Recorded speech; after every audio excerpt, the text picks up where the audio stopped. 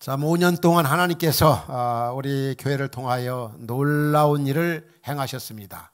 지난 5년에 우리 교회의 발자취를 돌아보면은 정말 은혜 아닌 것이 하나도 없습니다. 다 하나님의 은혜로. 오늘 본문에 보면은 바울이 뭐라고 표현하고 있습니까? 나의 나 된 것은 하나님의 은혜로 된 거다. 내가 다른 사도보다 많이 수고하고 애썼지만 나와 함께 하신 오직 하나님의 은혜로라. 하나님의 은혜로라. 오늘 우리 교회가 오늘 있기까지 또 우리들이 많이 수고하고 애썼지만 모든 것이 다 하나님의 은혜라는 말입니다. 이 고린도후서 11장을 쭉 살펴보면 바울이 이제 이 전도하면서 고생한 것들을 열거하고 한 20가지 정도를 열거하고 있습니다.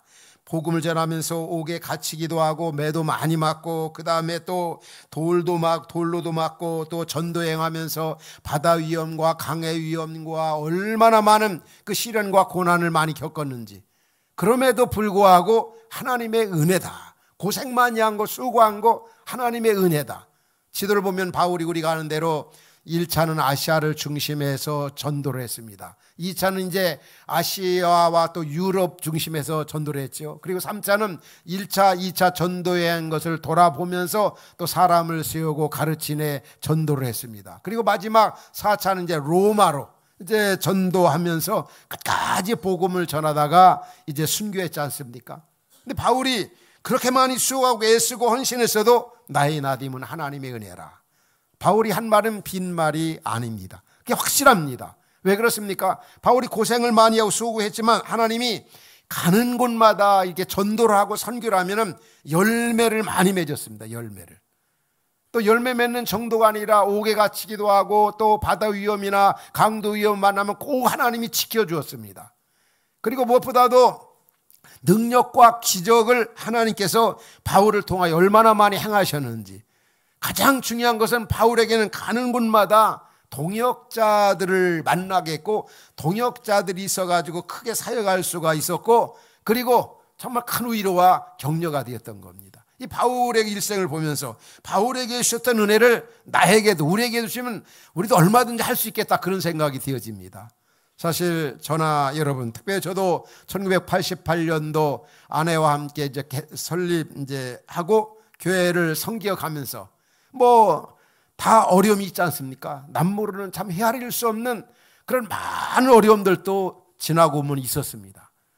그런데 그냥 돌아보면 그냥 감사밖에 없는 거죠. 왜냐하면 그렇게 힘들고 어렵기 때문에 하나님의 임재를 많이 경험했고 때마다 시마다 하나님이 채워주시는 거, 또 좋은 귀한 분들을 많이 이렇게 보내주신 거, 또 고난과 시련이 있지만 그 남다른 은혜가, 혹간에 어떤 분들은 개척교회 무슨 재미로 하는가, 그럴지 모르지만 개척교회 하기 때문에 하나님의 그 능력, 역사, 하나님의 위로, 하나님의 그 함께 하심들이 얼마나 많이 나타나는지.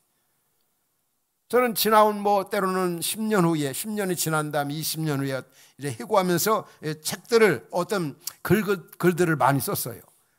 그런데 보면 글을 쓸 때마다 돌아오면은 얼마나 감사한지 그냥 눈물이 앞을 가리우는 때가 참 많았어요. 고생해서 그래 눈물 흘리는 것이 아니라 하나님이 주신 은혜 때문에 너무 감사해서. 오늘 저뿐만이 아닙니다. 설립 5주년을 맞이한 우리 교회의 발자취를 우리 동영상을 통해서 잠시 봤지만은 참 하나님께서 코로나 이 팬데믹 속에서도 정말 많은 일을 하겠다. 그 힘든 그 시기 속에서도 어떻게 이렇게 많은 일을, 한국교회와 우리 교회 안으로 끝나는 것이 아니라 얼마나 많은 일을 했습니까? 여러분들 정말 수고 많았어요. 정말 여러분들 큰일 했습니다. 개척교회 분립을 해가지고 코로나 3년의 세월을 보냈지만 얼마나 귀한 일들 하나님이 많이 하셨습니까? 그렇지만은 내가 많이 수고하고 우리가 많이 수고했다 할지라도 하나님이 은혜를 주셨기 때문에 하나님 우리를 통해서 놀라운 일을 행하신 겁니다. 제가 자주 소개해드린 야고보서 1장 9절에 그런 말씀이 나오죠. 어떤 말씀입니까? 바로 낮은 형제는 자기의 높음을 자랑하고, 이 말이 어떤 말씀입니까? 바로 하나님은 우리가 몸이 아프고 병이 들면 몸이 약하기 때문에 건강한 자에게 주시지 않는 은혜가 있다는 거예요. 우리가 가난합니까? 부자에게 주시지 않는 은혜를 가난한 자에게 주시는 은혜가 있습니다. 여러분들 아시잖아요. 여러분들 고생 많이 하면 그냥 고생 그 자체로 끝나는 것이 아니라 거기서 얻는 메시지, 은혜가 얼마나 큰지. 그래서 우리는 어떤 상황 속에서도 하나님 은혜에 대해서 감사할 수 있어야 합니다. 흩어지는 목회 책에서도 또 여러분에게도 언제도 한 번은 이렇게 말씀을 드렸던 것 같아요. 제가 있었던 교회 목사님이 30대 이렇게 큰 대형 교회를 맡았어요. 목회를 하는데 너무 힘들었습니다. 그래서 시내 아주 대형 교회에 있는 자신이 존경하는 목사님을 찾아갔습니다. 상담을 했죠. 목사님, 저 지금 이 젊은 나이에 대형 교회와 목회하는데 너무 힘듭니다. 그런데 어떻게 목사님은 제가 심한 현재 교회보다 그렇게 큰 교회를 하시는데 그렇게 훌륭하게 목회를 하십니까? 그분이 하시는 말씀이 은혜지요. 하나님 은혜지요. 그건 누군 모르나 너무 서운했던 겁니다. 내가 뭐 그 말 들으려고 여기 왔는가? 그리고 와서 정말 열심히 목회해서 그분도 누구나 다 알고 있는 그런 목사님으로 훌륭하게 목회 사역을 하고 지금 은퇴한 지 아마 7, 8년 되는 것 같아요. 그런데 많은 분들이 그를 찾아와서 목사님 어떻게 이렇게 훌륭하게 목회하십니까? 그러면 그때 할 말은 하나님의 은혜지요. 저 자신도 마찬가지. 여러분이 아는 것처럼 하나님의 은혜로 많은 분들이 일기를 가르치고 섬기고 뭐 목회 상담이나 저를 찾아오는 수많은 목회자들이 있습니다. 저한테 이렇게 칭찬하는 말을 해요. 존경하는 말을 피해요. 어떻게 그렇게 목회를 제자훈련 목회, 가정교회 속으로 뭐 선교 지향적 공동체 이런 걸 어떻게 이렇게 목회를 훌륭하게 잘하십니까? 저도 한 가지밖에 없습니다. 하나님의 은혜지요. 저뿐만이 아니라 여러분 모두 마찬가지입니다. 한번 따라합시다. 하나님의 은혜지요. 우리는 교만할 필요가 없어요. 많이 애쓰고 수고했습니까? 그리고 할 수 있는 건강, 믿음, 기회, 그런 물질 은사 주신 것에도 감사밖에 없고 하나님의 은혜다. 하나님의 은혜다. 한량 없는 은혜, 한없는 은혜, 갚을 수 없는 은혜. 오늘 오준을 맞이하면서 한번 5년 동안에 우리 사역의 발자취를 이렇게 돌아오면서 다시 한번 하나님의 은혜에 감사하면서 따라합시다. 은혜에는 사명이 있다. 정말 하나님이 주신 그 은혜를 생각하면서 우리가 해야 할 일이 무엇인가? 저는 평생을 여러분이 아는 것처럼 세 가지를 목회의 기둥으로 삼고 달려왔습니다. 첫 번째는 사람 세우는 제자훈련 사역. 37년 동안 지금까지 이렇게 왔습니다. 두 번째는 이제 공동체성을 지향하는 속으로 가정교회, 그리고 선교 지향적인 공동체. 20년 가까이 변함없이 30년 가까이 37년. 먼저 보면은 우리가 아는 것처럼 이 제자 훈련을 통해서 하나님이 얼마나 많은 은혜를 주셨는지 모릅니다. 이 사진이 뭐 저쪽에 있을 때 제자 훈련 받은 분들 사진이지만 여튼 뭐 언제도 말씀드린 것 같아요. 1000명 이상을 이렇게 어떤 제자 훈련에서 이렇게 교회에 세워진 것 같아요. 정말 평생을 해가면서 이 제자 훈련하면서 쉬어본 적이 없는 것 같아요. 근데 37년 해가면서 안식년 때 4개월 외에는 한 번도 놓은 적이 없습니다. 근데 어느 때는 우리 아내도 잘합니다. 올해는 좀 쉬어야 되겠다. 올해는 좀 쉬어야 되겠다. 근데 하나님이 제자훈련 쉬지 않도록 얼마나 역사하시는지 정말 쉴 수가 없어요. 그때 만약에 쉬었다면 큰일 날 뻔했습니다. 왜냐하면 그때 제자훈련했기에 얼마나 좋은 신실한 주님의 그 제자들이 우리 교회 안에 이렇게 많이 있었는지. 그 한 분이 정말 제가 마음껏 선교하는 동안에 모든 그런 어떤 물질적인 면에서 아주 힘있게 이렇게 협력을 했어요. 제자훈련 받고 바로 이것이다. 그래서 제가 마음껏 선교할 수 있었어요. 이 제자훈련 시간 때문에 정말 저는 수많은 교회에서 주일날 오후면은 강사 초청이 오지요. 속된 말로 강사로 가면은 또 어느 교회는 막 대형 교회에서도 막 그런 경우가 있어요. 그러나 저는 제자훈련의 목회를 걸어서 한 번도 그런 것 때문에 방학 때에는 뭐 어디 강사로 그렇게 좋아하는 축구도 이 제자훈련 때문에 주일날 하지를 못했어요. 그럴 정도로 저는 제자훈련의 목회를 걸어서 그래서 그 사역을 통해서 얼마나 하나님이 많은 은혜를 주셨는지 모릅니다. 한국교회 안에 오면 사람 세우는 제자훈련 하지 않는 목회 그런 교회들이 8, 90%가 되어집니다. 저는 목회자들에게 그런 얘기를 많이 합니다. 제자훈련 포기는 목회 포기다.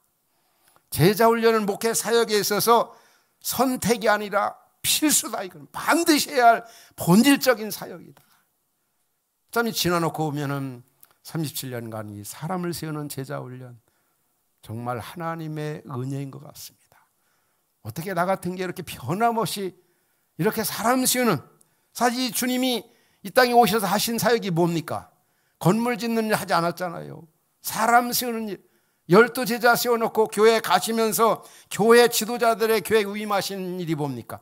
각 사람을 세우고 각 사람을 권면하고 각 사람을 잘 가르치라고, 제자 훈련하라고, 가시면서 제자 훈련하라고. 근데 한국 교회가 목회자들 이 말을 안 듣고 있습니다. 이 본질적인 사역이거든요.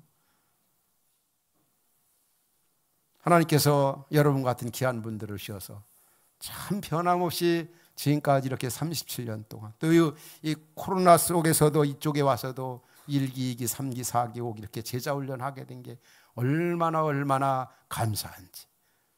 오늘 설리 5주년을 맞이해서 이것이 우리 교회 주신 은혜입니다.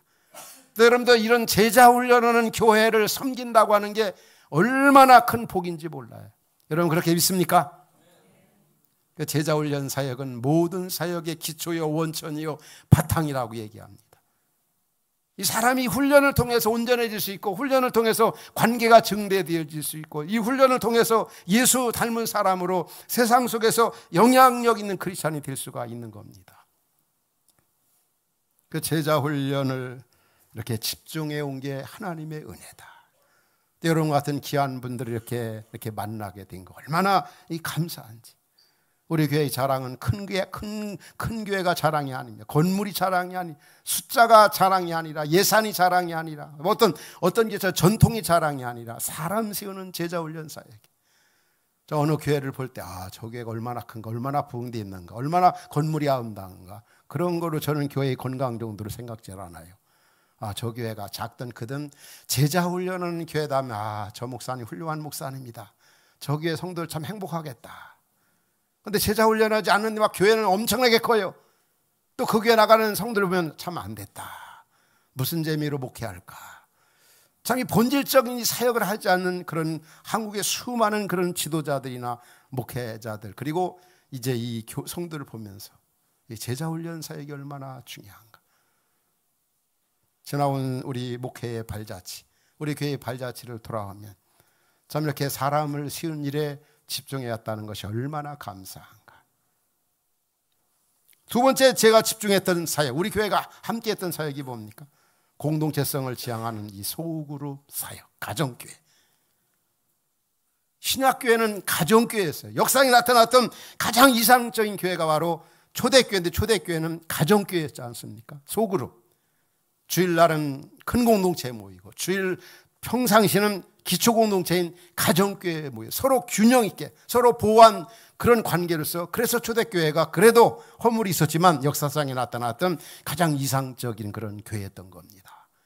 그런데 우리 교회가 참 이 가정교회 사역으로서도 우리 교회 안에 교회로 끝나는 게 아니라 한국교회와 세계 교회를 섬긴 일에 얼마나 많이 집중해 왔습니까?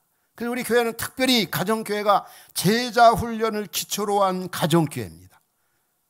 훈련된 사람들이 소그룹의 리더가 된다는 거죠. 왜? 큰 공동체에서도 목회자, 담임 목사가 중요한 것처럼 큰 공동체 안에는 작은 교회, 우리 가정교회 소그룹에도 리더가 중요해요. 그 리더를 제자 훈련을 통해서 길러내고 훈련된 사람들을, 비전 있는 사람들을 리더로 세운다는 거죠. 그래서 그 일을 통해서 참 하나님께서 얼마나 여러분들 경험하고 있지 않습니까? 가정교회를 통해서 5년 동안, 그래서 이 제자훈련이나 가정교회 소그룹 하는 교회는 이 코로나 속에서도 부흥되었어요. 그런 교회들이 다 리서치해보면 건강합니다. 그런 교회들이 선교 사역을 잘해요. 그런 교회들이 가정교회도 그 교회들이 아주 건강하게 서가는 것을 볼 수가 있습니다. 건강 정도, 부흥 정도 보면 이 제자훈련, 이 가정교회, 우리 흩어진 교회가 이런 사역에 주력해 왔다고 하는 거, 변함없이 지금까지 왔다는 거, 화평교회에서부터 따진다면 27년, 또 여기 와서도 코로나 속에서도 5년간 이 사역에 주력해 와서 이런 일을 통해서 이 땅에 얼마나 건강한 교회들이 많이 이렇게 태어났습니까? 탄생되었습니까? 우리가 잘 아는 이제 수원의 은혜교회, 은혜교회라든지 거기에 6, 7명 모이던 교회가 200개 이상의 가정교회가 이루어지고, 또 와우리 교회 같은 경우도 250명. 근데 그 목회자들이나 평신도 사역자들이 우리 교회에 이렇게 참여해서 이 가정교회 접목해서 300개 이상의 그런 가정교회가 되어지고, 또 인도네시아 가면 엘다라니 목사님이 심호하는 그 교회가 보면은 수천 명 모여지는, 그분이 한 분이 우리 교회에서 몇 번 이렇게 훈련받고 제가 세미나를 섬기면서 이 가정교회를 통해서 그 땅에 인도네시아 그 무슬림 지역의 건강한 교회들이, 그분도 이제 지도자들을 훈련하고 훈련함 속에서 흩어져서 각 교회 돌아가 가정교회를 통해서 얼마나 많은, 또 싱가포르의 나눔과 성김교회 박중기 목사님, 2,000명 젊은이들 중에 2,000명 이상 모여지는 동남아 쪽에서 가장 영향력 있는 선교적 교회로. 근데 그 교회도 앞서도 이렇게 말씀을 나눴지만 제자훈련, 가정교회, 선교 지향적인 공동체, 이런 쪽에 얼마나 역점을 두고 하는지, 이게 바로 우리 흩어진 화평 공동체를 통해서 이렇게 우리 교회를 통해서 하나님께서 그런 아름다운 건강한 교회들을 이제 이 땅에 탄생되고 나오겠다는 것이 얼마나 감사한지 모릅니다. 5년의 그 발자취를 돌아오면 모든 것이 다 하나님의 은혜입니다. 제가 무슨 특별해서, 제가 지혜로워서 아닙니다. 또 우리들이, 여러분들이 정말 잘해서가 아니라 하나님께서 우리 교회를 통해서 그런 놀라운 일을 행하셨다는 것. 우리가 한 것처럼 이 선교 지향적인 공동체,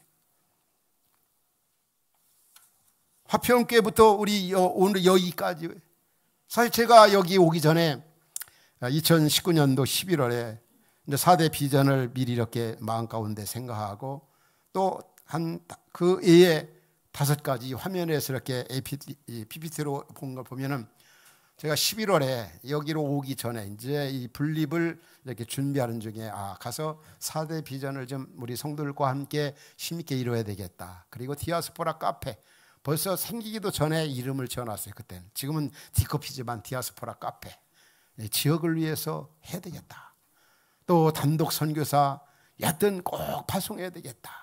그리고 선교관도 준비하고, 그리고 숫자적으로 이 정도만 됐으면 좋겠다. 근데 어느 날 이곳저곳에 저한테 이제 어떤 그 분립개척에 대해 글을 써달라고 할 때, 제가 옛날 메모해 놓은 것을 이렇게 보았어요.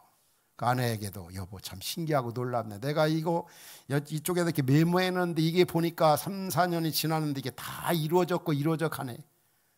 저는 하나님이 주신 비전은 반드시 이루어진다, 이런 생각 들 때가 참 많이 있습니다. 흩어지는 교회가 되자. 이제 모이는 교회가 아니라 흩어지는 교회가 되자. 안디옥 교회 같이 선교 공동체, 선교 지향적인 그런 공동체가 되자. 제가 흩어지는 교회 하자. 그래서 이제 8개를 부목사님들 중심에서 이제 분립을 해서 교회를 세웠지 않습니까? 제가 9번째로 여러분들 아는 것처럼 여러분들과 함께 제가 이렇게 나왔습니다. 나왔는데, 제가 이게 흩어지는 교회가 되자는, 저는 그 슬로건이 언제 쓰느냐면, 여기 이제 그 그림에서 사진에 보는 것처럼 앞서도 여러분들에게 보여드렸죠. 오늘 설립기념이니까 이미 했던 것들 다시 한번 정리해서 여러분과 함께 이렇게 간증적인 것을 나누고 싶습니다. 20주년이면은 2008년 우리 교회가 1988년도 3명의 형제들로 시작된 그런 교회였으니까, 이 화평교회가. 그래서 이제 모이는 20주년 때가 2008년도에 모이는 교회에서 이제는 흩어지는 교회가 되자, 2020 비전이 그거였었거든요. 근데 앞서 말씀대로 2020 때 제가 이렇게 나올 줄이야 꿈에도 생각지 않았어요. 8교회 이렇게 분립개척하고 제가 9번째 이렇게 나오게 된 겁니다. 근데 그때도 보면은 늘 보면 어떤 기념 주일 때마다 제가 외칠 말이, 이제는 모이는 교회에서 흩어지는 교회. 그런데 그 슬로건이 교회가 부흥이 안 될 때가 아니라 가장 2008년도면 한 해, 지난주에도 우리 화평교회 설립주년 30주년 설교할 때 어느 한 분이 저하고 내 대화 속에 새 가족을 맡았던 장로님 한 분이 그러더라고요. 목사님이 그 슬로건을 제시할 때는 한 해 보통 등록하는 새 가족 숫자가 이 자신이 맡았는데 298명까지 이렇게 등록, 200~300명씩 등록하는 때 저는 고민을 했어요. 교회가 너무 커져서는 안 된다. 그래서 이제는 모이는 교회에서 흩어지는 교회. 교회가 자꾸 커져가면은 교회가 제도화되어지고 화석화되어지고 고인물이 되어지고 자꾸 이스라엘처럼 되어진다. 이제 뭐 흩어지는 교회가 되자. 선교적 교회가 되자는 거죠. 여러분 그때 이렇게 영상에 있던 거 한 1분 이내로 제가 매년 기념주일 때마다 똑같이 외쳤던 거 한번 영상 보시면 좋을 것 같아요. 축복에는 사명이 있습니다. 이제는 우리는 흩어지는 그때만 해도 교회가 젊었던 것 같습니다. 흩어지는 교회 밖으로 나아가는 교회가 될 때 진정한 교회가 될 수가 있는 것입니다. 교회로서의 사명을 감당해야 합니다. 흩어지는 교회, 선교적 교회로서의 사명을 감당하기 위하여 우리 모두는 세상을 향해 나아가야 합니다. 또 예루살렘 교회처럼 고인물이 되어서는 안 됩니다. 이제 우리 교회는 안디옥 교회처럼 흩어지는 교회로서 이 시대 속에서 사명을 감당해야 합니다. 30주년을 맞이하면서 우리 화평교회는 더욱더 내실에 충실하며 밖으로 나아가는 교회, 흩어지는 교회, 세상이 필요로 하는 선교적 공동체를 세우는 일에 우리 모두가 최선을 다합시다. 예, 됐습니다. 이제 이 교회가 선교하지 않으면 존재의와 가치가 없는 것, 정말 더 선교 지향적인 그런 공동체. 하나님이 저희가 이렇게 목회 사역하는 동안에 얼마나 많은 이 선교 사역을 했는지 모릅니다. 초기에 보면 카자흐스탄, 중앙아시아, 그리고 이제 러시아, 그리고 중국에 3명의 파송 선교사와 30여 곳의 가정교회별로 협력하고, 그리고 인도 땅에 교회를 세우고, 또 인도네시아는 말할 것도 없죠. 인도네시아 칼리만탄에 보면 동서남북 모든 곳을 다니면서 여러분과 함께 세미나로 선교사들, 그리고 평시도 지도자를 섬기는 일에, 그리고 또 필리핀에도 얼마나 많은 그런 그 선교 사역을 이제 특별히 지도자를 섬기는 일에, 그리고 이제 요즘은 이제 라오스라, 그리고 이제 캄보디아 등 이제 이곳저곳에 계속해서 이제 세계를 품고 이 선교 사역에 우리 교회가 또 흩어진 교회 와서도 작은 교회지만 우리가 이런 면에 얼마나 마음을 다하고 있는지 모릅니다. 모든 것이 다 하나님의 은혜입니다. 그럼 은혜로 그냥 하나님이 정말 5년 동안 우리 교회에 너무나 많은 은혜를 주셨구나, 이거로 끝내겠습니까? 뭐 한번 따라합시다. 은혜에는 사명이 있다. 그래서 하나님께서 우리에게 주신 사명이 뭐냐? 4대 비전입니다. 4대 비전 가운데 보면은 한국교회와 목회자들, 세계 교회와 그리고 목회자 후보생들과 한국교회 평신도 지도자를 섬기는 것. 그래서 바로 그것이 하나님께서 우리에게 주신 비전이 바로 PTC 사역, 패스토럴 트레이닝 센터. 이 그림에서 화면에서 보는 것처럼 목회 훈련은 이 PTC가 바로 그 목회 훈련을 말해. 패스토럴 트레이닝 센터, 목회 훈련하는 그런 현장. 지금까지 이 사역이 정말 해온 그런 사역이지만 여러분과 함께 앞으로 우리 교회가 집중해야 할 사역이 이 세 가지. 목회한 패키지와도 마찬가지입니다. 우리 한국교회 이렇게 목회자들에게 필요한 것들이 뭡니까? 먼저 우리 교회에서 하고 있는 그 커리큘럼을 보면은 이제 새가족반이 있습니다. 그리고 양육반이 있지 않습니까? 그리고 이제 목회학, 그리고 이 제자도, 그리고 이어서 이제 이 가정교회 속으로 또 지도자반, 그리고 신고약반 등을 통해서 이제 한국교회 목회자들에게 목회를 잘 할 수 있도록, 목회가 뭔가, 교회가 뭔가, 어떤 목회가 본질의 목회인가, 어떤 교회가 주님이 찾으시는 교회인가, 이런 것들을 여러분과 37년 그리고 또 5년 함께 온 그런 것들을 한국교회 목회자들과 세계 선교사들, 국내 선교사들, 그리고 목회자 후보생들, 또 평신도 지도자들에게 나눠주는 그런 사명. 이게 바로 저나 여러분들이 앞으로 해야 할 하나님께서 우리에게 맡기신 사역임을 우리 잊지 말아야 합니다. 저도 개인적으로는 좀 쉬고 싶기도 하고 이제 그만 좀 하고 싶지만 하나님께서 저희를 그냥, 우리 교회를 그냥 놔두시질 않는 것 같아요. 여러분들에게 자주 저에 대한 하나님이 역사하시는 그런 표현들을 수동형 세 가지로 여러분들에게 표현할 때가 많이 있습니다. 첫 번째는 그분의 사랑이 나를 강권하시도다. 그 다음에 주의 은총의 포로가 되다. 성령의 매임을 받다. 이게 다 수동형입니다. 내가라기보다도 주님의 은총의 포로가 되고 그분이 그분의 사랑이 나를 강권하셔서 성령이 이끌림 받으셔서 그냥 내버려 두지 않는다는 거죠. 저도 가끔 그런 때가 있어요. 뭐 성격이 급해서 그런 것도 있지만 양말을 항상 앉아 신을 때가 없어요. 그냥 서서 급하게 신고, 때로는 옷을 입을 때도 얼마나 빨리 입는지 몰라요. 또 이제 샤워할 때도 그래요. 그때마다 언제 좀 여유 있게 시간 내서 좀 샤워 좀 할 수 있을까? 옷 입을 때도 언제 좀 여유 있게, 언제든 좀 잠도 좀 언제 여유 있게 좀. 근데 항상 아내는 저한테 당연히 왜 이렇게 빨리빨리, 왜 그렇게 항상 시간에. 그래서 저도 쉬고 싶고 때로는, 하지만 정말 이 귀한 사역, 저 한국 교회를 볼 때마다 참 예레미야 같은 심정이 들 때가 많이 있습니다. 예레미야 20장 9절에 보면 예레미야가 그 부정부패가 만연되고 거짓 선지자들이 난무하는 그때, 아이고 선지자 노릇 이제 그만해야 되겠다. 그런데 그 현실을 보면은 가만히 있을 수가 없었던 거거든요. 뭐라고 그렇게 표현합니까? 내가 다시는 여호와를 선포하지 아니하며 그 이름을 말하지 아니하며 나의 마음이 말하지 아니하면 나의 마음이 불붙는 것 같아서 골수에 사무치며 답답하여 견딜 수가 없다. 저는 신학교 때부터 또 목회를 해가면서도 한국교회 목회자들 보면서 참 고민이 참 많습니다. 훌륭한 목사님들도 많지만 너무나 목회자들이 딴짓을 많이 하고, 한국 교인들이 또 그런 속에서 세속주의, 물질주의, 유교주의적이고 너무나 종교 생활하는 사람들이 한국 교회 안에 얼마나 많이 수두룩한지. 오늘 여러분들이 우리 정치 현실을 봐도 저는 주관적으로 그런 생각이 들 때가 많이 있어요. 가장 문제가 목회자, 지도자들 문제라고. 말만 꺼내면 하나님, 예수님 막 찾지만은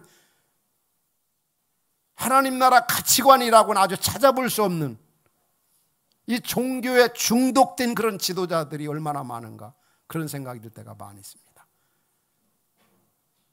그래서 저는 한국교회 목회자들이나 또 세계 파송 선교사님들, 제발 좀 딴짓 좀 하지 아니하고 본질에 충실한 선교, 성경에서 말하는 교회, 주님이 세우시던 교회, 이런 PTC 사역을 저는 여러분과 함께 하고 싶다는 거죠. 이게 하나님 우리 교회 옛날부터 주신 비전인 겁니다. 저 힘으로는 절대로 못하죠. 근데 여러분 같은 동역자들, 우리가 함께 만들어가고 세워가는 일입니다. 이게 우리 교회에 주신, 오주연을 맞이하면서 우리에게 주신 가장 큰 확실한 비전으로 생각되게 여러분에게 이 사실을 알리는 겁니다. 이 PT 사역, 목회 훈련, PT 사역을 통해서 한국 교회를 건강하게 하고 정말 이 땅에 주님이 기뻐하시는 아름다운 그런 교회를 세우는 일입니다. 그래서 저는 목회 여정을, 제1기는 화평교회 32년 사역, 제2기는 5년 6년 우리 흩어진 화평교회에서의 사역, 제3기는 여러분과 함께 PTC 한국교회 목회자들을 섬기고 지도하는 그런 사역을 하고 싶습니다. 은혜에는 사명이 있는 겁니다. 결론적으로 이렇게 말씀을 드리고 싶습니다. 저는 늘 가슴 속에 끓어오는 불타는 사명이 있는 것에 대해서 하나님 앞에 감사하고 있습니다.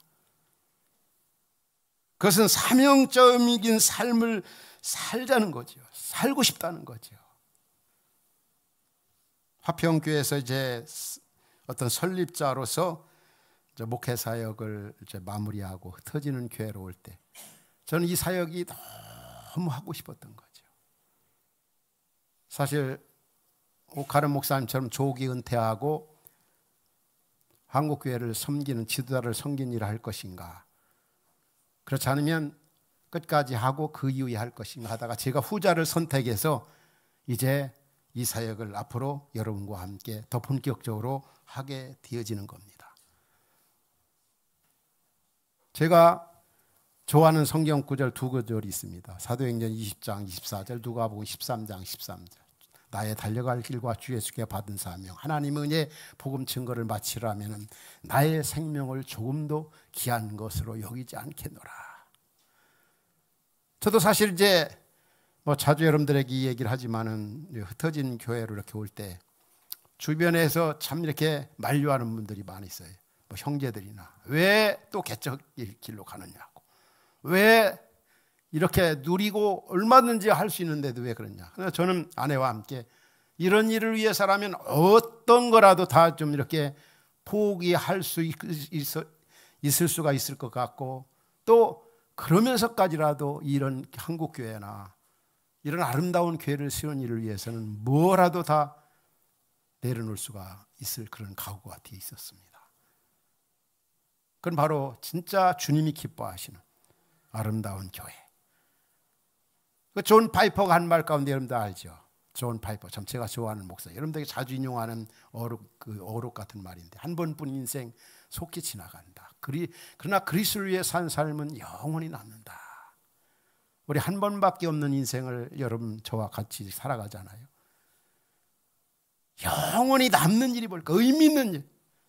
그냥 이대로 가도 괜찮지만 이렇게 해서 끝내버리는 것보다는 진짜 이렇게 좋은 주의 발자취를 흔적을 남기면서 이렇게 살아가는 게 얼마나 중요한 일인가.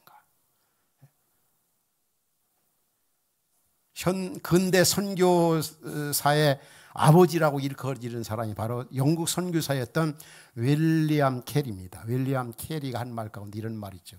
Expect great things from God. 이건 뭐냐? 하나님으로부터 큰 일을 기대하라. 하나님 우리를 통해서 큰 일 할 것을 기대하라는 거죠. 우리 5년 동안 하나님이 그렇게 한 거 우리를 통해 하신 것처럼 앞으로도 큰 일을 하나님으로부터 기대하라. Attempt great things for God. 뭡니까? 하나님을 위하여 위대한 일을 시도하라. 하나님 나라 비전을 가지고 좀 멋지게 하나님 나라, 하나님의 영광, 하나님의 뜻을 위해 하나님 사랑, 이웃 사랑하며 살라. 축복에는 구원에는 사명이 있는 것처럼 똑같은 의미입니다. 다르게 표현한 은혜에는 사명이 있는 겁니다. 저는 히브리서 12장 5절 말씀 참 좋아합니다. 에녹에 대해서 뭐라고 표현합니까? 에녹이 이 땅에서 옮겨지기 전에 하나님을 기쁘시게 하는 자라 증거를 받았다. 옮겨지기 전에. 이 말이 뭡니까? 저나 여러분들이 이 상 있을 때 정말 주님을 기쁘시게 하라는 거죠. 이 상 있을 때 잘하라는 거예요. 왜냐하면 앞으로 오는 다음 세상에서는 이 세상에서 우리가 어떻게 했느냐에 따라서 영광과 보상이 주어지기 때문에 옮겨지기 전에 여러분들 잘하십시오. 옮겨지기 전에 그 나라, 그 영광, 그 뜻을 위해 멋지게 살아가십시오. 그날이 오기 전에. 그럴 때 이 땅에서도 행복하고 주 앞에 가서도 영광과 칭찬과 존귀가 있는 겁니다. 남편이나 아내나 부모에게도 여러분들 설날을 보냈지만은 있을 때, 부모님 있을 때 잘하는 거, 아내에게도 남편에도 있을 때 잘하는 거, 기회 있을 때. 저는 이 귀한 사역을 정말 있을 때, 기회 있을 때 여러분과 함께 이 PT 사역을 마음껏 하고 싶어요. 바로 하나님을 사랑하고 이웃 사랑하고 그 나라, 그 영광, 복음을 위해서. 그래서 우리가 좋은 흔적을 남기면서, 여러분 지나온 날 동안 하나님께서 우리 교회에 부어주신 은혜들이 얼마나 큽니까?